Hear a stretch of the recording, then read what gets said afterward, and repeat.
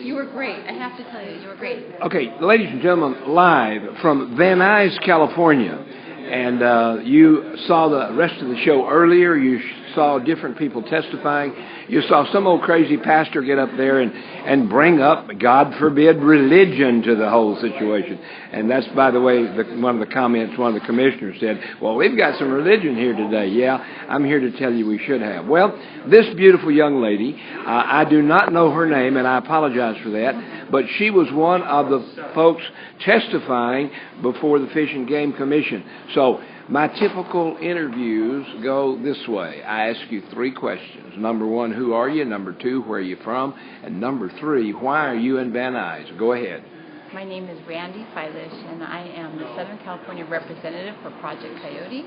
I live in Calabasas, which is a suburb of Los Angeles County, and I'm here to testify at the California Fish and Game Commission meetings on predator hunting and Bobcat Protection Act. All right, and I want to tell you a personal tie that I have. You probably heard me say something about, my name is Wiley. About 45 years ago, when CB radios first came out, that was before cell phones and all that, I was traveling, and so everybody said, you got to get a Citizens Van radio. And so I applied for a federal license for Citizens Van radio for my automobile. And then when I applied for it, they said, give us your name, your social security number, yada, yada, yada, address, and you have to have a handle. And I said, what's the handle? And so they said, well, you have to have something. When you call on the radio, you say, breaker, breaker, this is, and you don't use your name. You use a handle. And, of course, my first name is Wiley. And I grew up in the era when Wiley E. Coyote was chasing the Roadrunner. And that cartoon was very popular, and I loved it. So I said, oh, okay. People, when I introduce myself, they say, what's your name? I say, Wiley. And they say, oh, as in Coyote? And I said, yes. So 40-something years ago, I became known as a Coyote. That was my call letters, my call handle. I have an email now, for example, is Roadrunner and Wiley at Gmail. I think that's phenomenal. Roadrunner and Wiley at Gmail. Well, but I'm also a pastor, and I also am the chairman of the Congressional Prayer Conference of Washington, D.C. One of our big concerns in D.C. and around the nation is that our children are being absolutely devastated with violent video games and violence on the street, violence in Ferguson. But what they don't realize is there's another avenue of that, and that is killing animals for the fun of killing, or killing animals for a prize, or saying, hey, I killed so many. And that's absolutely brainwashing our children. And that's why I'm against what they're trying to do, not only with the Coyote, because, hey, that's me.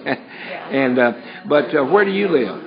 I live in Calabasas. I live right here in Los Angeles. Okay, so you're here in the Los Angeles area. Yes. And tell us the name of your organization again. It's Project Coyote. We're a nonprofit wildlife advocacy group, and what we do is we promote coexistence between people and wildlife, and we came here to speak out against the wildlife killing contests and also to protect the coyote. In March of this year, we got the city of Los Angeles, which we're in right now, to stop all trapping of wildlife using snare traps and any kind of body gripping traps. What kind of trap? Snare traps. Snare traps, yes. Or any Okay. kind of body gripping traps. So we are making progress, and it's just, one meeting at a time, but we're making progress. Well, and ladies and gentlemen, it boils down to this. There is a term called humane and inhumane. Absolutely. And whether it's an animal or a human being, we need to treat them humanely. Very well said. Very humanely. Well said. And listen, I love the Coyote because of my namesake, so to speak. And I've learned a lot about how beneficial they are to us as I've met folks like you. And tell our friends if they'd like to find out more about your organization, to invest in your organization, time or talent or treasure, how do they reach you? Well, one thing you just mentioned about how important they are, they're vital. Coyotes are vital to the role that they play in our ecosystem. They keep rodents in check. They keep all of our ecosystem balanced. And if you are interested, projectcoyote.org is the best place to go online. Projectcoyote.org. And Coyote is C-O-Y-O. .org, and you can find information and resources available to how to live with coyotes, coexist with coyotes, and what you can do to protect your pets, your family, and yourself. Amen. When you are surrounded by wildlife. Amen. Ladies and gentlemen, let me tell you a story. I have the privilege to be the manager and director of a homeless shelter in Orange County. Our church is alongside a flood control channel there in Orange County. And we have to pay an exterminator a monthly fee to come out and exterminate because we have so much food. We're there 24 hours a day, 7 days a week. We feed a lot of food. Grocery stores donate a lot of groceries to us. So we end up with a mice or a rat problem at our church on a regular basis. And so we, years ago, hired a company, and they come in to trap and exterminate the mice that come in and destroy our food and bring plagues into our church. Well, recently, a man told me we need to come out more often. We're only coming out once a month. And I said, well, that's pretty well keeping things in check. He said, not anymore. He said, we need to come out more. He said, we won't charge you anymore, but we need to come out at least twice a month to take care of your rodent problem.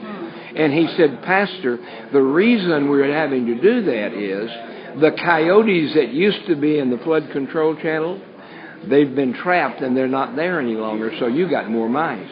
Exactly. That's what happens. It's a balance.